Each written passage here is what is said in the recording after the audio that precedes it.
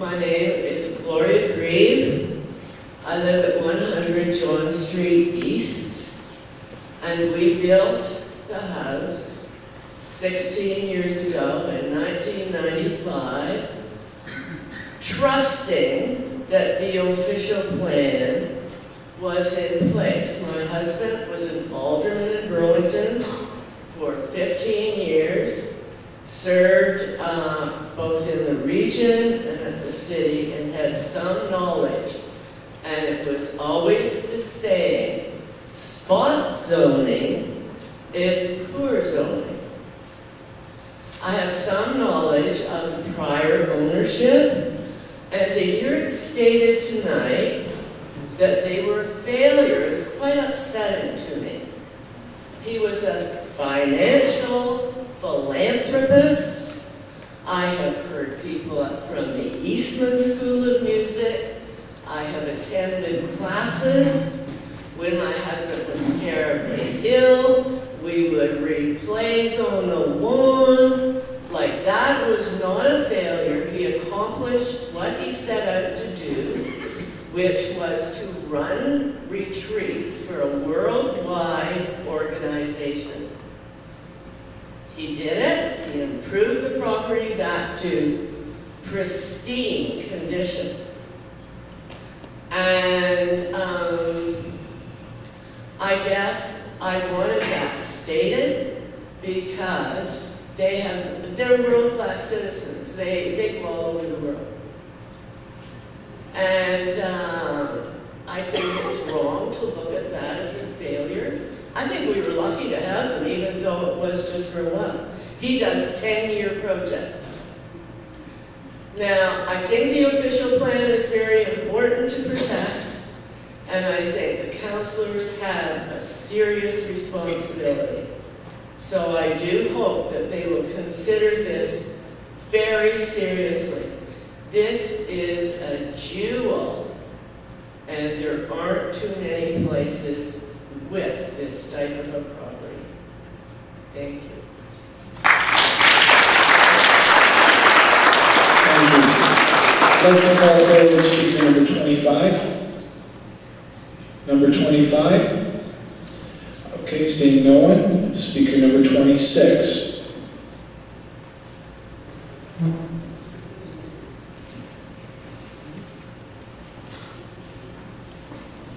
Please go ahead, your name and address. Cindy Carter, 32 Park Court. First, I'd like to thank you for the opportunity to be able to speak tonight. And boy, I sure wouldn't want to have to make your decision. Secondly, I'd like to thank everyone else who spoke tonight. There were some very good points made that I hadn't considered. And I'm not going to repeat everything because you've already heard it and everybody's tired. So I'm only going to give one of my main concerns. And I believe number 11 mentioned it, and that was safety.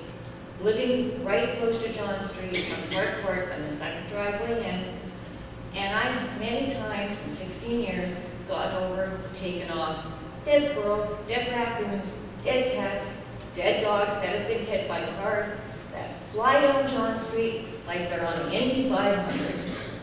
And even if you approve this or don't, I would like to see a three-way stop sign with flashing red lights put up at the corner of Charlotte and John. It's an accident waiting to happen, and I hate to have to go out there, and maybe this time it's not a dead animal, but it's somebody's child, or mother, or father. Anyway, that's all I wanted to say. Thank you. Thank you very much. Speaker number 27. Yes, sir.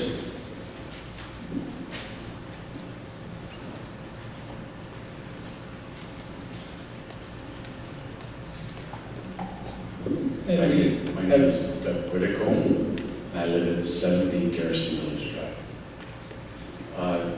I remember about 26 years ago, council today had another historical property that it had to make these decisions. Traffic was a concern, changing something of historical significance, vehicle noise, again, traffic again, and change in general. I don't think to this day it's had a negative impact on the town. I'm speaking actually of the Charles Inn, think it's had a negative impact. I just very quickly ask council to have a long, hard look at this. It is a way to conserve the property. To some extent, I guess, forever. And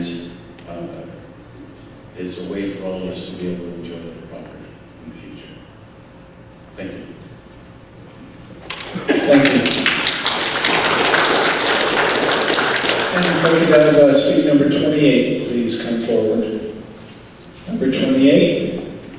Okay, seeing no one, speaker number 29.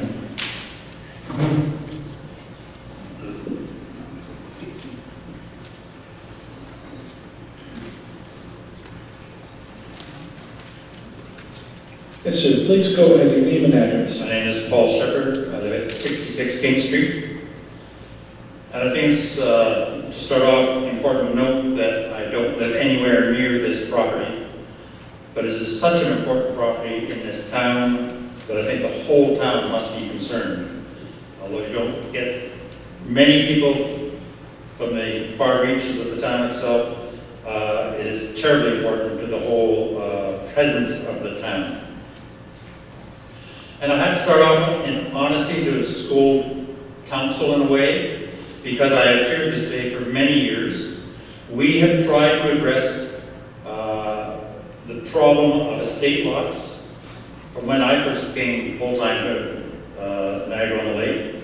And as recently as probably 12, 14 months ago, I recall Stephen Bedford, as it got raised again, saying, I can be back to you with a plan on it in 6 months. And we never hear back on it. We have feared this day when we be doing it property by property. It's unfortunate that it's on this very, very important property. That said, let me just touch upon a few things because there have been more eloquent speakers hitting on many of the important aspects of the history of this property.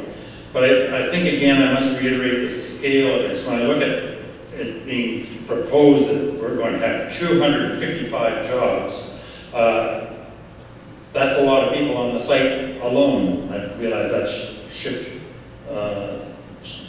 numbers are accommodated in that. But when we talk about 106 rooms, we're talking well over 200 people. We're probably talking 20, 30 artists for that sort of events of 150, 200, 250 people. We're talking about over 500 people to 600 people on the site sometimes.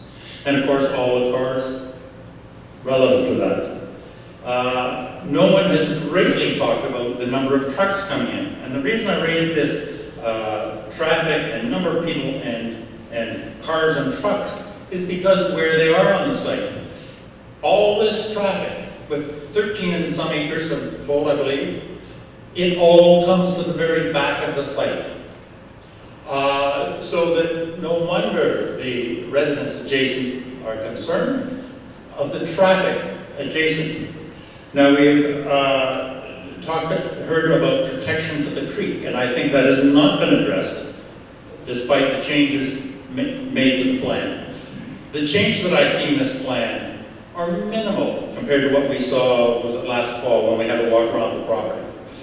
And it is not addressing the whole concept of the plan, which is drawing everything back to the farthest reach from John Street and as close as possible to all the adjacent properties. So I think that is, even if one accepts that this becomes a commercial property, it's doing it in the worst possible way. We've been told about the setbacks, that they have been increased from 10 meters to 17 meters. This is probably 10 meters. This is probably 17 meters. When you're looking at a wall like that, is that really protecting the neighbors? I think clearly not. And when I see the solution to the ramp, that ramp has to be a good 120 feet roughly in order to get from grade down to a parking level below. Built as close as possible to the creek. All that remedial work that was proposed with a rendering is happening where the creek is.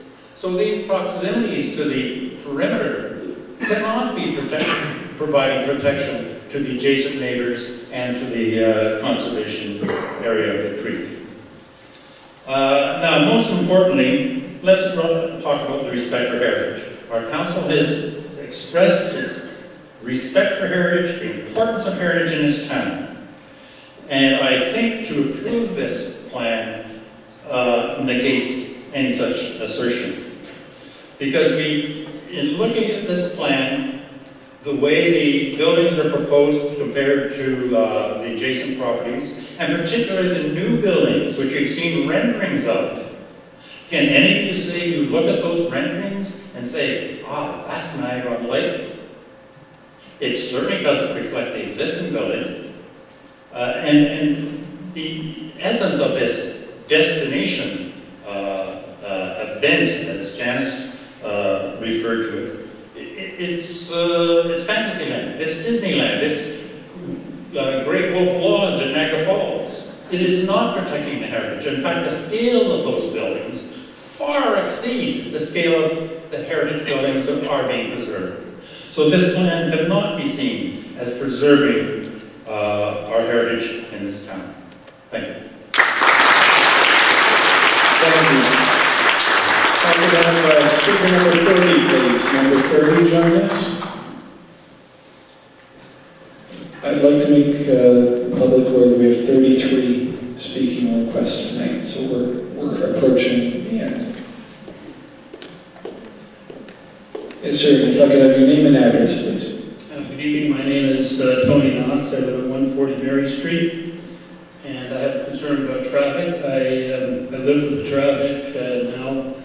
Both the guests and the staff and probably all the hotels in town pass by my house twice a day and on weekends in a steady stream. I think that what I would like to see, clearly properties like this one will be developed one way or the other in the future, but I think if this type of radical zoning change is requested a commercial, that there should be some sort of a surcharge made on the developer if this type of conversion comes to pass from residential to commercial, and the surcharge should be put into a fund to finance infrastructure, particularly traffic. And obviously the sewage situation is in need of funds, but I'm more concerned about the traffic impact on residents. So I would like to see a surcharge be added to any official plan change or zoning change, and that those funds be used for infrastructure improvement in the future. Thank you. Thank you, sir. We got speaker 31, please. 31. Seeing no one. Speaker number 32. No one? Okay, we'll move to number 33. Okay, I don't see a 33rd speaker, so. Yeah, is there anyone who has a desire to speak this evening who has not requested a number? Seeing no one? Okay, well then I would like to declare this public meeting closed.